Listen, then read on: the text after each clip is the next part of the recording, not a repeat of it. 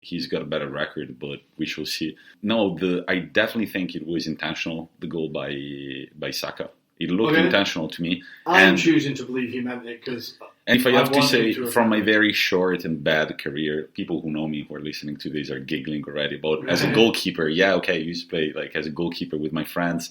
And I really feel strongly towards goalkeepers. And when I do see those type of goals, I feel so bad for the goalkeeper, because honestly, you don't think there is those kind of lobs. They make you lose perception of where you're standing really, and you start miscalculating things. And if you see Mendy turning around, it looks like something super unexpected.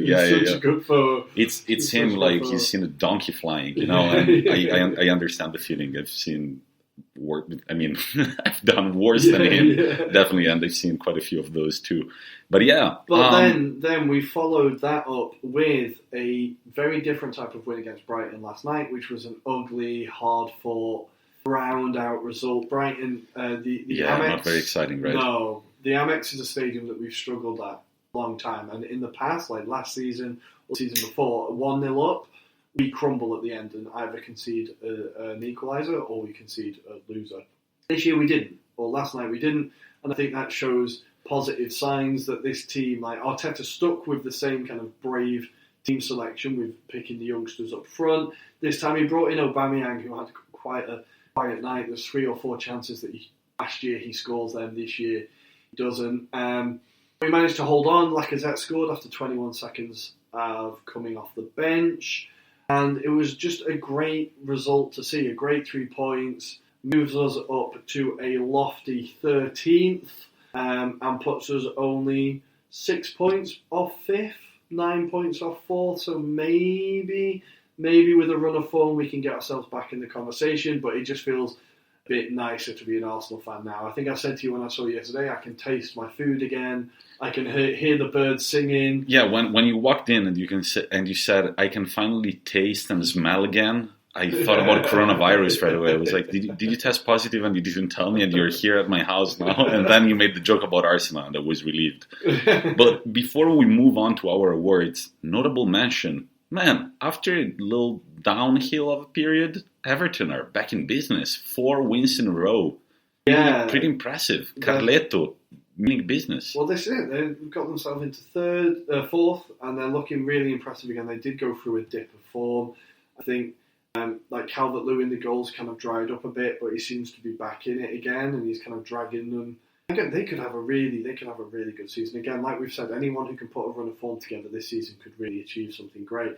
Before we end our Premier League review, there's a team that I wanted to talk about for a while we haven't really talked about, and Pete, if you're listening, for the next 5 minutes or so, maybe skip ahead, because we're going to have to talk about Sheffield United. Ooh, Pete, I don't know you, but I already feel bad. Pete came to Milan, anyway. I mean, I know you, apparently. I don't know, there are so many fans of Rory's. It's like Pavarotti and friends, right? Yeah. So, Sheffield United this season have played 16 games, okay, and they currently have 2 points. Minus 19 goal difference. They lost last night. Burnley 1-0 away, and things just look so grim for the Blades. I cannot see any world in which they survive this season now. More than the defense, the problem is the attack. They've scored 8 goals in 16 games. That's half a goal per game. It is, and now their business over the summer, they brought in Ryan Brewster from Liverpool, and he's quite a highly rated youngster. They spent quite a lot of money on him. I want to say like mid to late 20 million for him. Holy crap. And he had one decent season in the Championship on loan at Swansea, but I didn't really see enough that I thought this guy's going to keep you in the Premier League. And if he's your main focus for goals, I think you're going to struggle, and that's what we're seeing here. If you've got a 19, 20-year-old up front as your main focus for goals, it's a lot of pressure on a young player. Like you said, they just can't score goals. Most games they lose, it's by 1 goal, it's by the odd goal. They're not getting battered, they're just not scoring. Only, in quotation marks, 27 goals against. That's not that bad. I mean, Leeds have got a worse defense. You look at West Brom, who are above them, they've conceded 35. Yeah. Right? And they've got 6 more points on them. I mean, their gap with the second to last is... I mean, imagine being a Sheffield United player taking the pitch every time. At this point, it's getting dire. This has got to be a grim place to be. Obviously, every Premier League fan will be thinking of one team when we talk about this, and this is Derby County, who in 06-07, I believe, or 07-08, went down with the record low points total of 11 points. The only team they beat that season was Newcastle. I do remember watching that game. It was very funny. But I think we could have a team who are going to take this record away from the Derby fans. They will be very happy about that as well, I'm sure. I think Sheffield United could finish on single-digit point. The important thing that we should mention, however, despite the terrible situation at Sheffield United, is that they still have the coolest crest in the Premier League. Congratulations, guys. And that's the real quiz. According to me, of course. Like, I decided that it's the coolest crest in the Premier League. That is the real quiz. And I also only recently realized that, I don't know, I zoomed in the crest and I realized that there is a football in the middle and not a skull. No, it's a white rose. We talked about it. It's a rose? Wait a second. I'm going to look it up right now. Wait. I'm going to look it up right now. Sheffield United. Oh, Yorkshire. God, they'll kill me. Wait. And what comes with the two swords? I don't know. Oh, it's a rose, right? Yeah, because they're Yorkshire. Not Lancashire, they were Yorkshire. Nice. You guys still have the coolest logo. I hope you stay up. It'll be a shame to see the logo. That would be the greatest escape of Premier League history if they stay out of this, I'll be honest. Yeah, go Sheffield United. Make us excited. Sorry, Pete, we're done now. You can continue. We are done. And now, I guess it's time for the long-awaited Pod Awards, right? Drum roll. We need some, Hollywood music. We got it. Something like that. There we go. I'm not even going to put a jingle now. Got this one. That's the best we got. Right. Perfect. So, how do these awards work, Rory? Of course, we're going to analyze solely the Serie A and the Premier League because we are talking about the Anglo-Italian football podcast. So those are going to be our leagues of focus. We've got different awards. We've got best team, best manager, best player, best signing, best goal, best game, funniest gaffe, most disappointing team, and best youngster. Of course, we're not going to look at the seasons, but we're going to look at the solar year 2020, starting in January 1st and ending today. Rory, where should we start from? Serie A or the Premier League? Let's start with Serie A. We've not talked Serie A yet today. All right. So what award should we start from? Start with the best team of the calendar year 2020. So this isn't necessarily who won the league.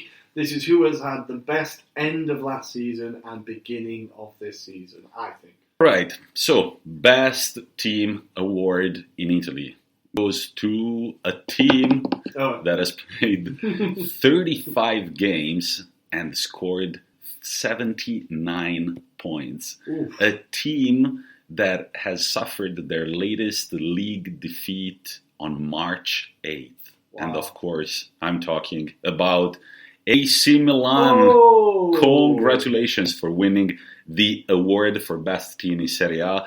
They are the team that by far has the most points in 2020. They're sitting first with 79 points. Inter are second with 73, followed by Atalanta 69, and Juventus are only fourth with 65. Now, we've talked a lot about AC Milan's form. A lot of the credit goes to one of their biggest stars, Zlatan Ibrahimovic. A lot of the credit also goes to Stefano Pioli, their manager. There are more awards coming up. Spoiler alert. But AC Milan have been very impressive. Let's not forget that in December 2019, they suffered a humiliating defeat against Atalanta. That was terrible. Pioli looks like he was going to get the sack. Then Ibrahimovic arrived, and it all changed pretty fast.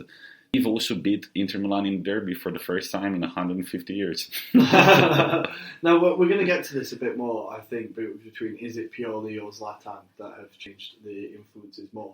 But there was very much an upturn since the arrival of Zlatan, right? That was definitely a kind of a catalyst towards where they've got now over the year, right? Yeah, absolutely. And the fact that they managed to perform even without Ibrahimovic, even if there were big games. And then it's beautiful to see that Ibrahimovic is not part of the squad, but he's still sitting on the bench, giving directions to his teammates.